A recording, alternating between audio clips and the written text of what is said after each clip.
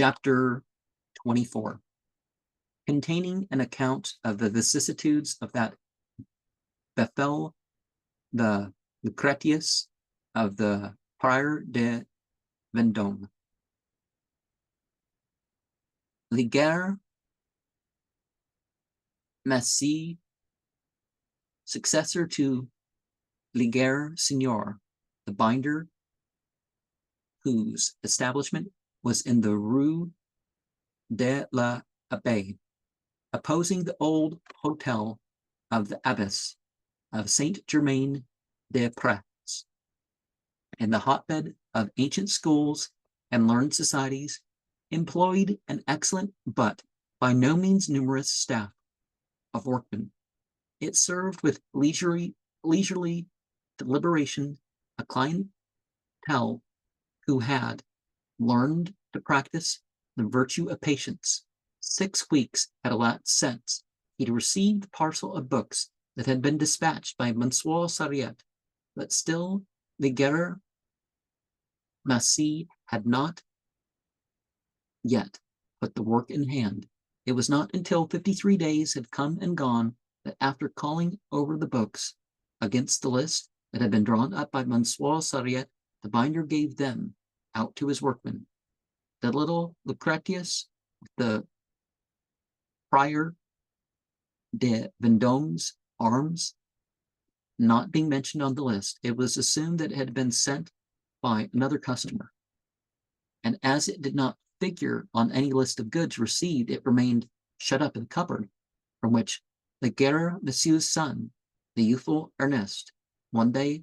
surreptitiously abstracted it and slipped it into his pocket. Ernest was in love with a neighboring seamstress, whose name was Rose. Rose was fond of the country, and liked to hear the birds singing in the woods, and in order to procure the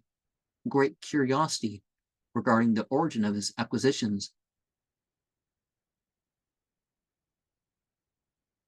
in order to procure the wherewithal to take her to Chateau one Sunday and give her a dinner, Ernest parted with the Lucretius for 10 francs to old Morenger, a second-hand dealer in the Rue Saint-X,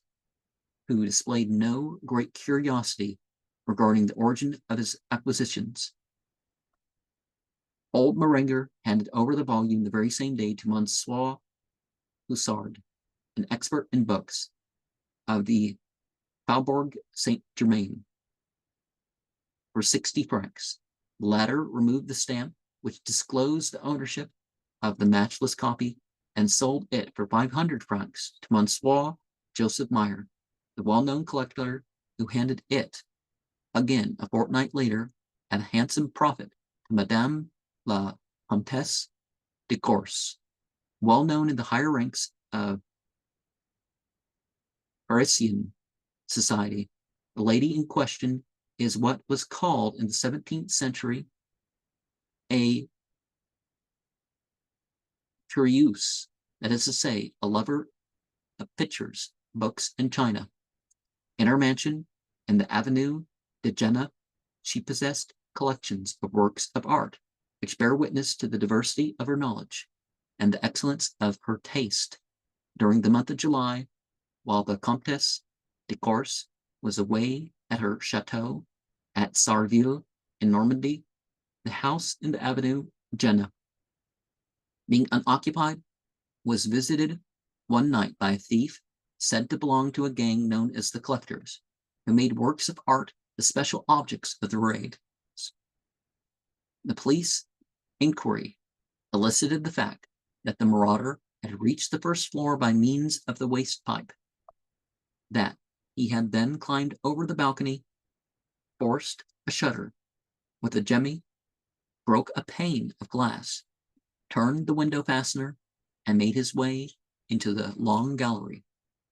There he broke open several cupboards and possessed himself of whatever took his fancy. His booty consisted for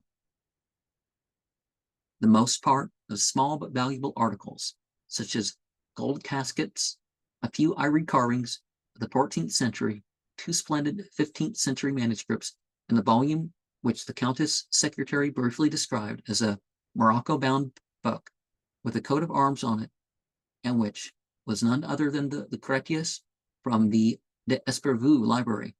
The malefactor, who was supposed to be an English cook, was never discovered, but 2 months or so after the theft, a well-dressed, clean-shaven young man passed down the Rue de Croquelle in the dimness of twilight and went to offer the prior de Vendôme's Lucretius to Peter Guinardon. The antiquary gave him 4 shillings for it, examined it carefully, recognized its interest and its beauty, and put in the king wood cabinet, where he kept his special treasures. Such were the vicissitudes which, in the course of a single season, befell this thing of beauty. And one thing that locking people up in particularly neglectful or abusive conditions will do is make them more capable of doing things, because they're not going to stop because, I can't go through there. I can't go by this risk. And one of the things in the previous 2 chapters, that thing about, particular gestures, and, the one incident where the tentacles and how, some of these things being drawn together.